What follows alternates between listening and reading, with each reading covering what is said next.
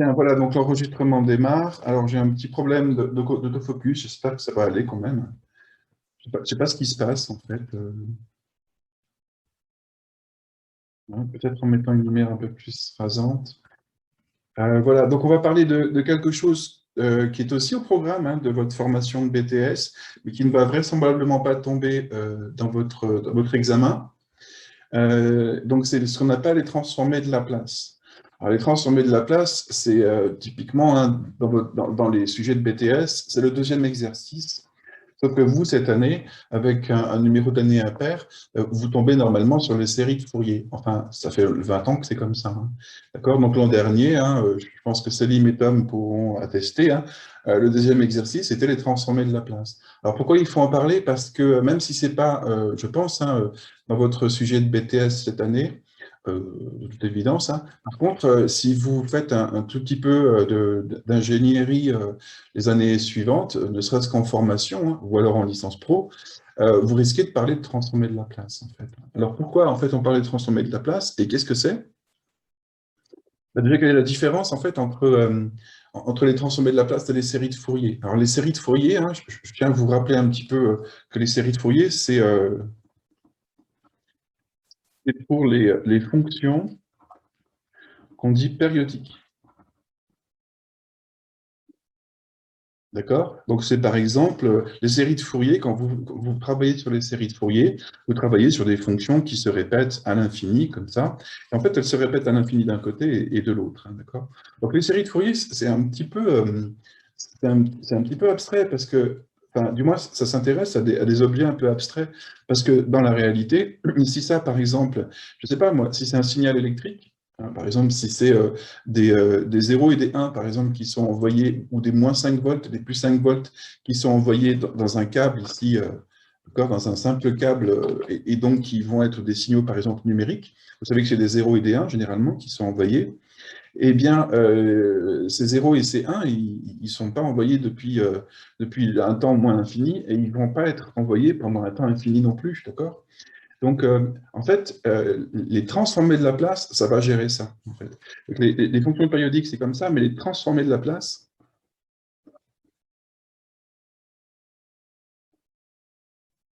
eh bien, elles s'intéressent à ce qu'on appelle des fonctions causales. Alors, qu'est-ce que c'est une fonction causale? C'est une fonction qui a un point de départ, en fait. Un point de départ dans le temps.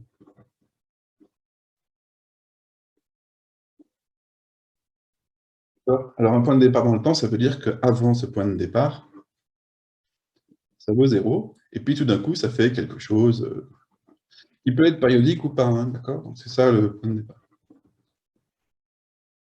Non seulement ça, mais en fait, enfin, je ne sais pas si vous savez ça, vous n'avez pas tant fait que ça d'électronique, en tout cas d'électricité. J'ai pu le vérifier à plusieurs reprises cette année et puis même les années précédentes. Mais enfin, je ne sais pas si vous savez ça, mais par exemple, dans un circuit électrique, vous ne passez pas de 0 à 5 volts instantanément, en fait. Quand on fait un zoom, donc quand on fait un zoom, en fait, ce passage de là à là, si je fais un zoom, on voit apparaître ce qu'on appelle un régime transitoire. Et ce régime transitoire, le voici. Donc ça passerait par exemple de 0 à 5 volts, mais ça ne passe pas instantanément. Généralement, ça fait un truc comme ça. D'accord? Autrement dit, il y a une espèce de montée progressive. Et vous savez à quoi ressemble ce type de montée progressive? Eh bien, c'est tout simplement sous forme d'exponentielle. Et les fonctions exponentielles, vous avez donc, on a étudié ça en long, en large et en travers, et si vous vous rappelez bien, les formes exponentielles, en fait, les exponentielles d'une manière générale, ça concerne le premier exercice, ça concerne les équations différentielles. Donc en fait, les transformés de Laplace, c'est en ingénierie, hein, c'est très utilisé pour savoir ce qui se passe vraiment à cet endroit-là. D'accord? Pour savoir vraiment aussi ce qui se passe lorsqu'on ne s'intéresse pas à des fonctions qui n'existent pas dans la réalité, hein. Vous ne pouvez pas alimenter un circuit en électricité d'un temps qui va de moins l'infini à un temps qui va vers plus l'infini. Vous allez le faire seulement pendant une période donnée, et à partir d'un moment donné, les transformés de Laplace ont un modèle plus précis et plus juste par rapport à la réalité quand vous vous intéressez à l'évolution d'un signal électrique, ou même peut-être, hein, éventuellement, je sais pas, d'une bielle qui a un certain mouvement. Cette bielle, à un moment donné, elle a été mise en mouvement, d'accord? Et à un moment donné, son mouvement va s'arrêter. Et puis, vous savez très bien que si une bielle se met à bouger ou à tourner, avant qu'elle se mette à bouger, ben, évidemment, elle ne bougeait pas. Elle avait donc une vitesse nulle. Et après qu'elle se mette à bouger, elle n'a pas tout de suite atteint son régime classique de déplacement, d'accord? Elle va forcément avoir une montée en vitesse continue, d'accord? Et c'est ces situations-là qu'on va aborder. Ces situations-là, on les aborde donc avec des exponentielles et on les traite pour mieux les comprendre avec les transformés de Laplace. Et donc les transformés de Laplace,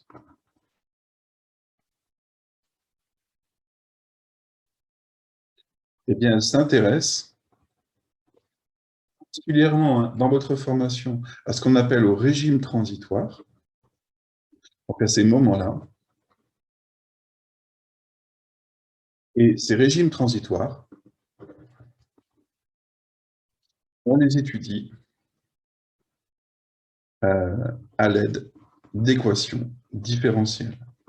Alors, les équations différentielles, qu'est-ce que c'est, hein? C'est ce que vous voyez dans le premier exercice, c'est y' plus 2y égale 3, c'est y seconde moins 2y plus 4y égale je ne sais quoi. Ce sont ces équations différentielles. Les transformés de Laplace, alors c'est typiquement quelque chose, c'est typiquement de l'ingénierie, hein. C'est des méthodes de calcul extrêmement puissantes qui vous permettent d'obtenir des réponses, des solutions d'équations de Laplace, d'équations différentielles, de manière assez puissante. Ça permet aussi d'établir, hein, des équations différentielles, mais malheureusement, ce n'est pas ça qui est à votre programme. Ce qui est à votre programme, c'est de savoir résoudre une équation différentielle. Donc, qu'est-ce que c'est une transformée de Laplace? Alors, on démarre, hein, donc, définition. Donc, soit S de t, alors on l'appelle souvent S de t, je vais l'appeler F de t, donc une fonction, hein, et qu'on va dire causale. Donc je vous rappelle, hein, ce que ça veut dire causal. Ça veut dire une fonction qui est nulle, hein, jusqu'à un certain point, et à un moment donné, elle se met à faire des choses. D'accord? Cet endroit-là, cette zone où elle commence à varier, généralement, ça s'appelle le support de la fonction. Donc le support, dont le support commence à t égale 0. Ben, c'est vrai que quand on s'intéresse au mouvement d'une bielle ou alors éventuellement à ce qui se passe dans un circuit, quand on allume, le courant, quand on ferme l'interrupteur, généralement on dit ben voilà, on va commencer à compter le temps à 0 quand j'appuie sur l'interrupteur ou quand je mets le dispositif ou le mécanisme en marche. Donc on va dire qu'à t égale 0, cette fonction, eh bien, elle commence à évoluer. Donc, mais avant, on est bien d'accord, hein, elle vaut 0. Eh bien alors, la transformée de Laplace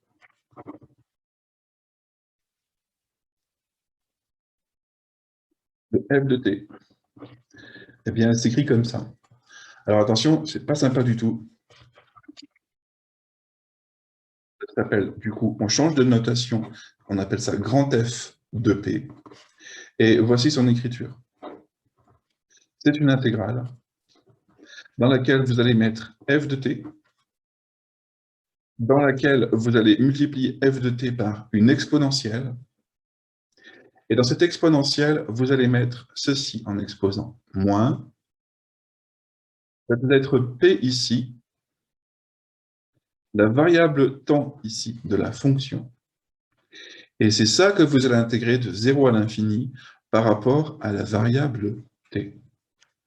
Alors, ici, quand on a écrit ça, ben voilà, c'est l'intégrale ici qui nous permet de calculer la transformée de Laplace de f de t.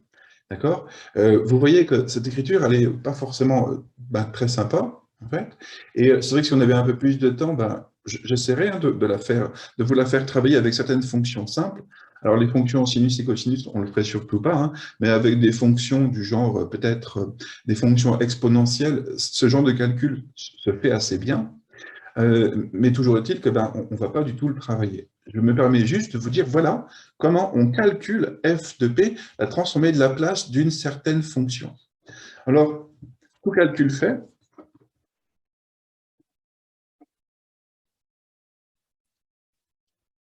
voici quelques résultats.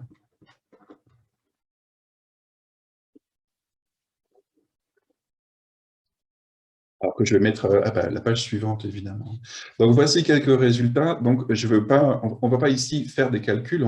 Je vais vous annoncer quelques résultats qu'on obtient quand on fait ce calcul-là pour certaines fonctions f de t. D'accord? Alors, je vais changer de page ici. Et ces résultats, on va les mettre dans un petit tableau assez simple, hein. Si f de t, c'est ça, alors grand F de p, qu'est-ce que c'est? Alors, pour ça, je vais tout de suite introduire une certaine fonction qui a beaucoup de succès dans les transformations dans les transformations de Laplace. C'est ce qu'on appelle la fonction échelon de Heaviside. Alors, je vais la définir un petit peu en dessous. Hein. Qu'est-ce que c'est? Alors, elle se note généralement U de t. Ah, elle se note U de t dans la plupart des ouvrages de mathématiques, mais il est vrai que si vous voulez regarder un sujet dans lequel il y a des transformées de Laplace, vous allez la voir apparaître, hein, cette fonction-là, mais je ne sais pas pourquoi, dans les sujets de BTS Sim, ils ont décidé de l'appeler comme ça. Alors malheureusement, là, je suis dans le pétrin parce qu'ils écrivent un U super bizarre que je n'arrive pas bien à faire. Le voici, un U comme ça.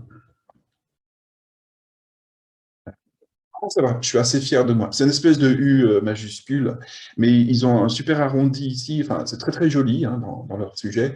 Bon, c'est moins joli sur mon cours, mais donc on l'appelle pas U de t comme on pourrait l'appeler U et V et W comme on le fait souvent avec des fonctions avec des lettres toutes simples. Dans vos sujets de BTS, ils l'appellent avec un U comme ça, très joli. Bon, les Anglais l'appellent comme ça, hein, d'accord? Parce que c'est la lettre H de Heaviside. Eh bien, U de t, c'est quoi? Alors, c'est une fonction un petit peu comme on les a vues quand on faisait des fonctions créneaux, des choses comme ça. C'est une fonction qui vaut 0 si t est négatif et qui vaut 1 si t est positif. Alors, bien sûr, on va la représenter un petit peu hein, après voir ce que c'est. Hein. Ben, cette fonction-là, en fait, elle admet une transformée de Fourier. Et cette transformée de Fourier, alors, ça paraît étrange, mais ça justifie a posteriori qu'ici, vous voyez qu'on a f de t, et là, on a grand F de p. Eh bien, vous n'allez pas retrouver la variable t ici. Hein. Vous allez changer de variable. En fait, les transformées de Fourier vous font changer de variable. C'est 1 sur p, la transformée de Laplace de U de t. Autrement dit, quand on applique cette formule-là, celle-ci, hein, d'accord, à cette fonction-là, on peut le faire, hein, franchement, on pourrait le faire, juste qu'il est déjà 9h20 et malheureusement, je ne vais pas le faire avec vous. Bah, sachez qu'on obtient tout le calcul fait hein, quand on fait ce truc-là, 1 sur P. Alors, derrière tout ça, sachez, je tiens à vous le dire quand même, que je cache certaines choses. Par exemple, ici, c'est un 0 moins. Par exemple, ici, quand on dit, quand on parle de support ici, de support ici, il y a certaines conditions, comme les conditions de Dirichlet, qui doivent être vérifiées par la fonction, en fait. Donc, il y a des choses que je ne vais pas dire dessus, donc mon cours n'est pas tout à fait rigoureux, mathématiquement parlant. Mais à nouveau, hein, c'est des mathématiques d'ingénieurs, et je ne dis pas que les ingénieurs sont moins rigoureux en mathématiques. Voilà, si, je vais le dire quand même. Clairement, en ingénierie, on est moins rigoureux qu'en mathématiques, mais le manque de rigueur qu'on a quand on travaille sur les transformés de Fourier, les transformés de Laplace en ingénierie, ça vraiment, ça ne porte à aucune conséquence. On fera une ou deux incursions dans la rigueur mathématique sur certains points. Donc, pour U de t, eh bien, c'est 1 sur p. Alors, évidemment, on les transformer de Laplace au même titre que les séries de Fourier, au même titre au même titre que les dérivés. Alors, transformer de Laplace. Je suis en train de taper ça sur Internet. Et transformer de Laplace ici, vous voyez, en fait, vous pouvez en trouver plein, hein, donc je vais me permettre de cliquer là-dessus. Alors, il y a plein de choses très bien là-dedans. C'est pas ça que je veux. Je ne vois pas assez bien. Oh voilà, ça c'est vraiment très joli. On va l'appeler. Non, c'est ça. Visite. Oui. Voilà. Alors il y a les fonctions. Alors eux, ils l'ont mis à l'envers. Je ne sais pas si vous voyez quelque chose. On voit quelque chose là? On voit que dalle. Bon, tant pis. Ce que je voulais vous montrer. On voit rien du tout là. Ce que je voulais vous montrer, c'est que ces réponses, bien sûr, ces résultats, vous le trouvez sur Internet, comme les résultats sur les dérivés, hein. La dérivée de sinus de t, c'est cosinus de t. La dérivée d'x carré, c'est 2x. Tout ça, c'est des tableaux que vous trouvez facilement sur Internet. Le tableau des transformés de Laplace, vous allez aussi le trouver facilement sur Internet. Et par exemple, la transformée de exponentielle de moins t. Celle-ci, elle est intéressante. La transformée d'exponentielle de moins t, eh bien, c'est 1 sur p plus 1. Alors, vous voyez que ça veut dire que si à la place de f de t ici, vous mettez exponentielle de moins t, eh bien, si vous faites le calcul, vous obtiendrez 1 sur p plus 1 comme réponse. Si vous voulez aussi, par exemple, t exponentielle de moins t, eh bien, c'est ça, 1 sur p plus 1 au carré. Il y en a plein, il y en a plein ici. Le but, c'est pas de le calculer. D'accord? Le but, c'est pas de le calculer. Ce tableau-là, donc là, je vais faire semblant d'être dans une année paire. Ce tableau-là n'est pas à apprendre par cœur. Contrairement au tableau sur les dérivés, n'est pas à apprendre par cœur. Pourquoi? Parce que, en fait, il est toujours donné. Alors, il est toujours donné dans un sujet de BTS. Donc là, si vous étiez dans une année paire, on aurait évidemment bossé ça en premier et les séries de Fourier, on ferait ça en ce moment un tout petit peu. Mais là, ici, donc, il n'est pas à apprendre par cœur, ce truc-là, en fait. Mais par contre, généralement, il est donné.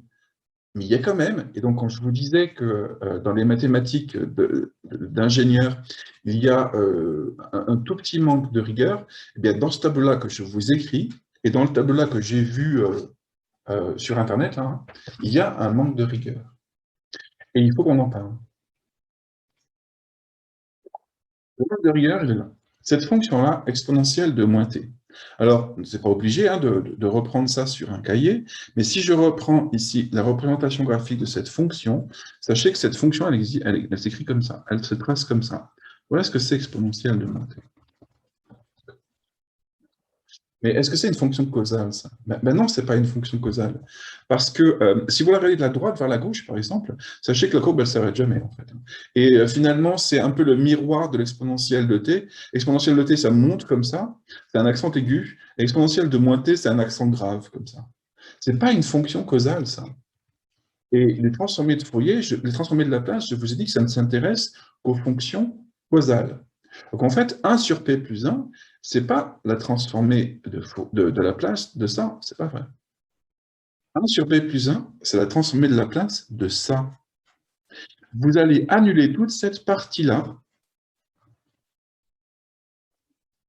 et à partir de t égale 0, vous allez suivre votre chemin avec exponentielle de moins t. Alors évidemment, hein, tout comme quand on faisait ça, vous savez, avec les signaux créneaux, hein, est-ce qu'on fait ici un trait vertical ou pas? Si vous voulez. Euh, L'ingénieur ne va pas se gêner pour faire ça, hein.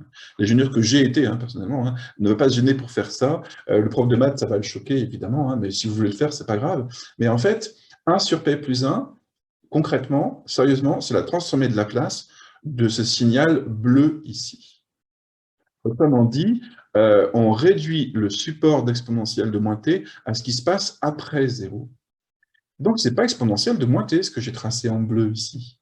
Ce que j'ai tracé en bleu, c'est ça, exponentielle de moins t fois u de t. Pourquoi? Parce que regardez bien ce que c'est que u de t. U de t, c'est quelque chose qui vaut 0 quand t est négatif et qui vaut 1 quand t est positif. Alors, qu'est-ce qui se passe quand on écrit exponentielle de moins t fois u de t? Ben, on écrit en fait quelque chose qui vaut quoi lorsque t est négatif? Lorsque t est négatif, ce u de t vaut 0. Donc, lorsque t est négatif, ce que vous avez écrit ici, c'est exponentielle de moins t fois 0. Oh. Si c'est exponentielle de moins t fois 0 ici, vous avez donc écrit quelque chose qui vaut 0 à gauche. Et qu'est-ce qui se passe lorsque vous êtes... Oh, pardon, excusez-moi, ici, il y a une erreur de frappe. Ce n'est pas quand t est supérieur ou égal à 1, mais t est supérieur ou égal à 0. Lorsque t est supérieur ou égal à 0, on a dit que u de t valait 1. Donc, lorsque t est supérieur ou égal à 0, autrement dit, de ce côté-là de cet axe, hein, d'accord, ça c'est t, hein. Je vais le mettre en stylo. Eh bien, à droite, vous êtes en train d'écrire exponentielle de moins t fois 1, exponentielle de moins t. Autrement dit, ce que j'ai tracé en bleu, c'est quelque chose qui est donc, j'ai écrasé toute cette partie-là, je l'ai mise à 0. Et je suis après fidèlement exponentielle de moins t dès que je suis dans les t positifs. Voilà comment ça s'écrit. D'accord? Eh bien, vous savez quoi? Écrire exponentielle de moins t fois u de t, c'est ce qu'on appelle rendre causale la fonction exponentielle de moins t. Parce que la fonction exponentielle de moins t, elle n'est pas causale. Vous voyez bien que ici, elle a une activité quand t est négatif. Or, pour qu'une fonction soit causale, il faut qu'elle soit égale à 0 jusqu'à un certain moment.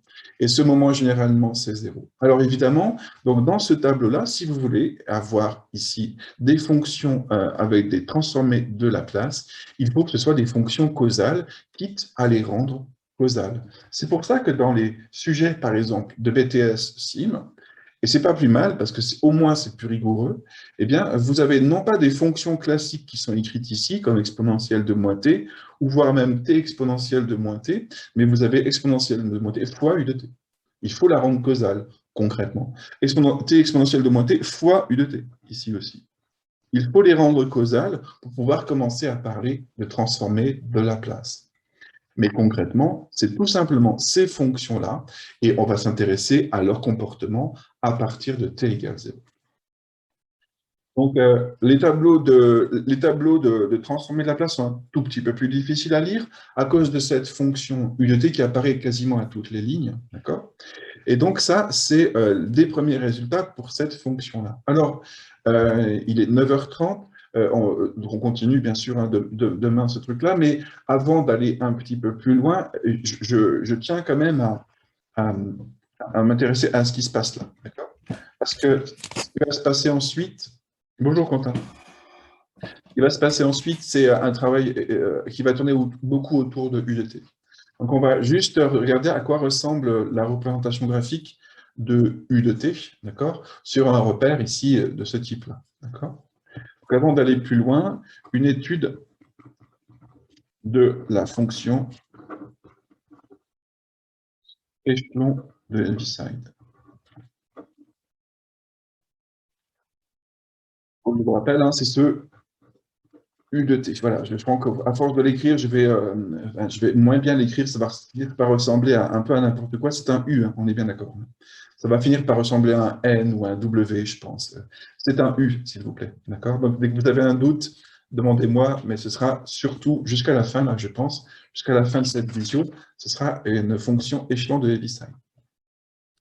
Donc, l'étude de la fonction échelon de Heaviside, c'est U de T. Alors, à quoi elle ressemble, cette fonction? Alors, cette fonction, elle ressemble à quelque chose de très simple. On a dit qu'elle valait 0 si t est négatif et 1 si t est positif ou nul. D'accord? Donc, si ça, c'est t en abscisse, ce qu'on vous dit ici, et ça, c'est 0, et par exemple, c'est 1, 2, 3, moins 1, moins 2, moins 3. Et là, si je fais 1, et là, si je fais moins 1, autrement dit, si je repère un petit peu ce système d'axe ici, comment va se représenter la fonction u de t? Eh bien, on a dit que si t est inférieur à 0, alors ça vaut 0. Ça veut dire quoi? C'est-à-dire que pour tous les t qui sont négatifs ici, la fonction u de t, elle vaut 0. Donc, à cet endroit-là, par exemple, quand t vaut moins 3, u de t vaut 0. Quand t vaut moins 2,5, u de t vaut 0. Quand t vaut moins 1, u de t vaut 0. Quand t est négatif, u de t vaut 0. La représentation graphique de cette fonction, c'est tout plat. On retrouve bien sûr la notion de fonction causale derrière tout ça. Hein. La fonction de Heaviside, c'est vraiment une fonction causale. Alors, évidemment, lorsque t est supérieur ou égal à 0, ça vaut 1. Ben, du coup, ce n'est pas forcément beaucoup plus compliqué de savoir ce qui se passe lorsque t est supérieur ou égal à 0. T est supérieur ou égal à 0, il faut bien sûr l'identifier, c'est par là, d'accord? Ben, c'est ça. Lorsque t est supérieur ou égal à 0, ça vaut tout le temps 1. C'est une espèce de... Alors, c'est pour ça qu'on appelle ça un échelon, c'est parce qu'en fait, c'est comme une marche d'escalier. Ouais, d'accord? Ça va, ça? Alors, dans les sujets de BTS, mais pas seulement, dans beaucoup de travaux sur les transformés de Laplace, la fonction échelon de Leibniz, elle apparaît très très vite, parce que par exemple, ce que je vais vous demander, c'est maintenant, ici, donc je vais vous laisser quelques minutes pour le faire, que pensez-vous de moins u de t à représenter, hein, d'accord? Ça fait quoi moins u de t? Ça fait quoi aussi ça fait quoi aussi 1 moins u de t?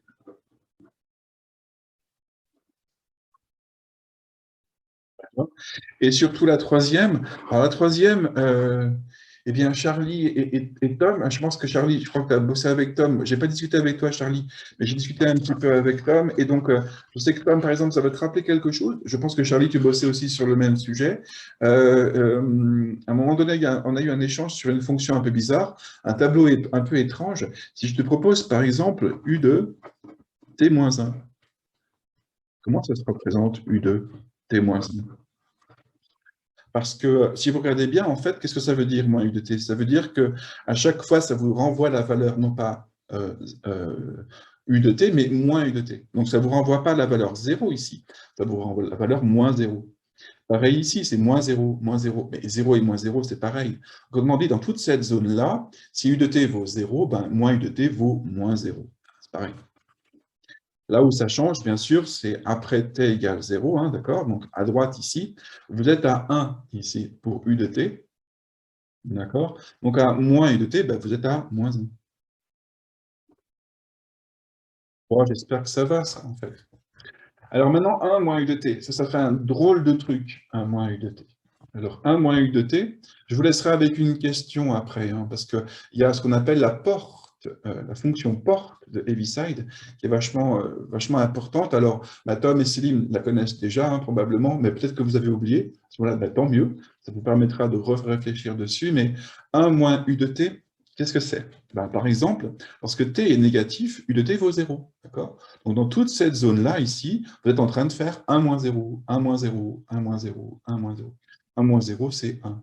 Et tout d'un coup, 1 moins u de t, mais c'est vachement étrange, c'est une fonction qui n'est plus causale.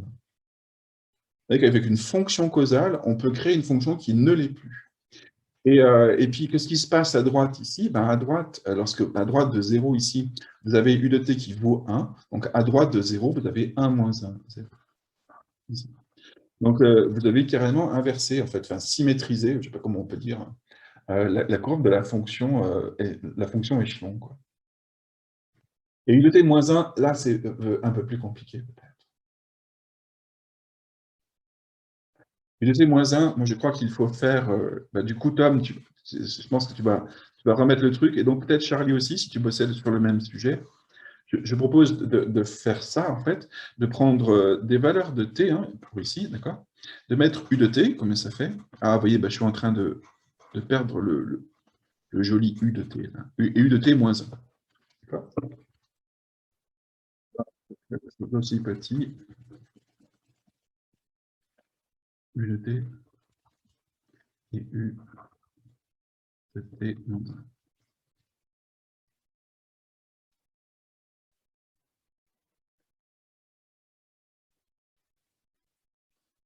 Voilà. Alors, on va prendre, par exemple, des valeurs négatives ici, par exemple, moins 3, moins 2, moins 0,5, peut-être moins 1, moins 1,5, moins 1, 0, et puis 1, etc. On va prendre plusieurs valeurs ici et donc donner les valeurs de U de t. Alors, U de t, lorsque t vaut moins 3, c'est U de moins 3, hein, c'est 0. U de t, quand t vaut moins 2, c'est U de moins 2, c'est 0. Enfin bon, dès que t est négatif, c'est ce qu'on avait dit, un U de t vaut 0. Ici, ça vaut 1. Attention, hein, dès que t vaut 0, à partir de 0, hein, déjà, ça vaut déjà 1. Mais que fait U de t moins 1? Alors, U de t moins 1, ici, c'est U de t, ici, c'est U de moins 3 moins 1. On est d'accord? Donc, c'est U de moins 4. Alors, U de moins 4, je ne l'ai pas représenté, mais je vous ai dit, hein, ici, c'est toujours 0. Donc, U de moins 4, ça vaut toujours 0. U de, lorsque t vaut moins 2, donc U de t moins 1, ça vaut U de moins 2 moins 1, U de moins 3, ça vaut 0. D'accord? Continuez ce raisonnement, s'il vous plaît. Faites-le, là, ici. Qu'est-ce que vous obtenez ici? Jusqu'au 1, on trouve 0. Vous prenez 2 secondes hein, pour faire le tableau, en fait. Hein. Donc, c'est moins 2 ici, moins 1,5, moins 1, 0, 1, etc., etc.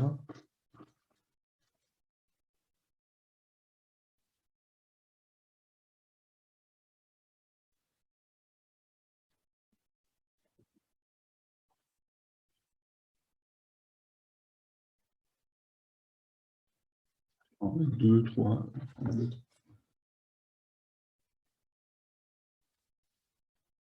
je vous laisse 1 minute pour le remplir.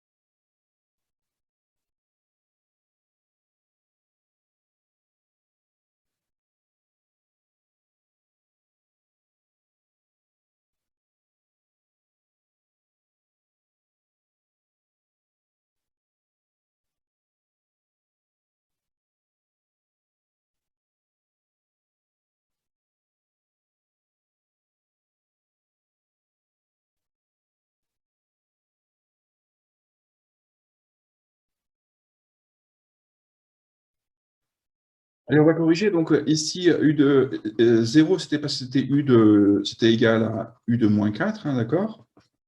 Là, c'est U de moins 3. Là, c'est U de moins 2,5, hein, c'est-à-dire moins 1,5 moins 1. C'est toujours 0. Ici, ça va être U de moins 2, donc ça va être 0.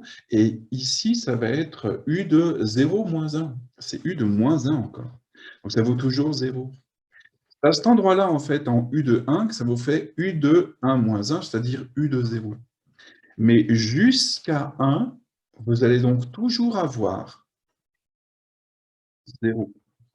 Et ça, c'est une composante importante dans les transformés de Laplace. C'est ce qu'on appelle le retard, en fait. Elle est en retard de 1 par rapport à U de t. D'abord, rajouter ce moins 1 ici, en fait, ça décale la courbe vers la droite.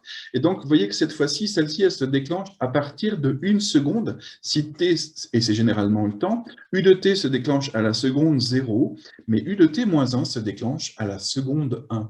On dit que U de t moins 1 est en retard de 1, 1 seconde ou 1 minute, hein, ou 1 milliseconde, des fois, hein, par rapport à U de t. Alors, c'est important parce que ce que je vous demande, c'est si je vous propose ça maintenant. Là, et on va s'arrêter là. Donc, une courbe, vous voyez, qui fait comme ça, entre 0 et 1, elle vaut 1. Et là, après, elle vaut 0. D'accord? Ce serait quoi l'expression, en fait, ici? Avec du U, ici. Alors, quand je dis U, c'est du U de T. Hein. Mais vous voyez que ici, par exemple, ce que j'ai fait, c'est j'ai descendu, en fait, de ce qu'on appelle un front descendant, ici, hein, à T égale 1, tout comme si j'aurais un front descendant à T égale 0 ici, hein, d'accord? Donc, comment je fais pour avoir ici, donc, de démarrer à 1, comme la fonction de Heaviside, hein, mais tout d'un coup, qu'elle revienne à 0 ici, lorsque je suis à T égale 1. Qu'est-ce que c'est l'expression de cette fonction-là? Cette fonction-là s'appelle une porte. C'est généralement ce qui se passe lorsque vous testez un appareil. Vous appuyez sur le bouton, d'accord? Et puis, vous relâchez pour savoir ce qu'il s'est passé, d'accord? Donc, par exemple, vous appuyez pendant 1 seconde ou 1 milliseconde, d'accord? Autrement dit, vous envoyez une impulsion dans le signal pour voir comment il réagit. Lorsque vous fabriquez un appareil, notamment électronique, pour le tester, généralement, on envoie un petit coup de courant pour voir ce qui se passe, pour voir, par exemple, si ça sort bien, hein, le courant, et si ça réagit comme il faut. Eh bien, c'est là qu'intervient ce type de fonction qui s'appelle une fonction porte. Voilà, il est 9h55. Eh ben, vous voyez comment, par exemple, pour le prochain cours, ben, je vais envoyer mon code maintenant à mes prochains élèves. Donc, prochain rendez-vous à 8h demain. On parle de ça pendant 2 heures.